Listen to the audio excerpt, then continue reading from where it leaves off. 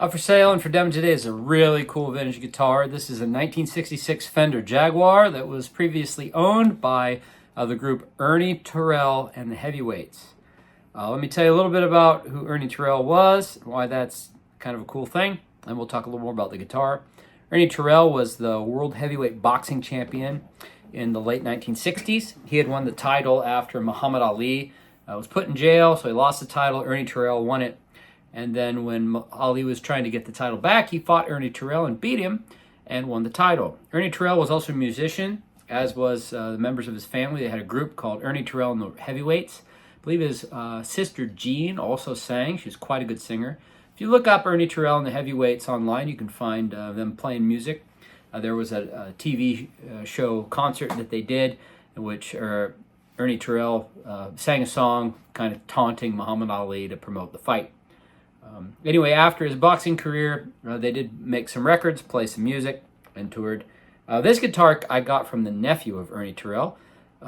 He didn't have any photos of his uncle with the guitar, but represented it as coming from his uncle. I do have a photo of the nephew with the guitar that I'm happy to include with the sale of the instrument. I've got some of his other info and whatnot. That's as far as the provenance goes with the guitar. In the photo, if you request it, I'll show it to you. You can see him holding it. He's got a bunch of the signed boxing paraphernalia and stuff like that. So I have very little doubt of that, but it is what it is. So anyway, the guitar itself is in very, very nice shape. It's a nice lightweight instrument. Got very minor wear on it. It's not like absolutely mint as far as like a new guitar would be concerned, but for vintage guitars, I think many wouldn't hesitate to call it vintage mint. But anyway, it's got some flaws. It had to be refretted. Why is that, would you say? Well, for some reason, they filed the frets down pretty low.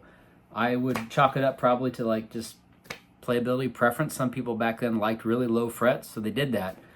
I didn't think that played very well, so I went ahead and had it professionally refretted with vintage style wire. So this is a dots and binding example, so it's an early CBS era.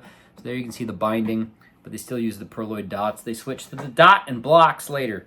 Guitar's all original. Only other thing to really note about it is that when I got it, it had some masking tape along the edge of the fretboard here, old masking tape, and they had like written like the chorded notes, like if you were bar chording it. So I took that off.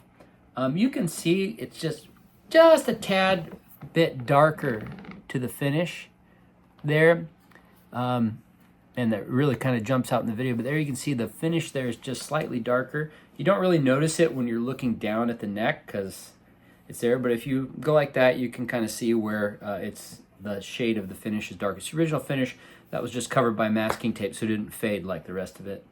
But other than that, it's in really, really nice shape. Comes with the original case, and like I said, I'll include a photograph and copies of the messages if you want them, where we talk about the guitar and where it came from.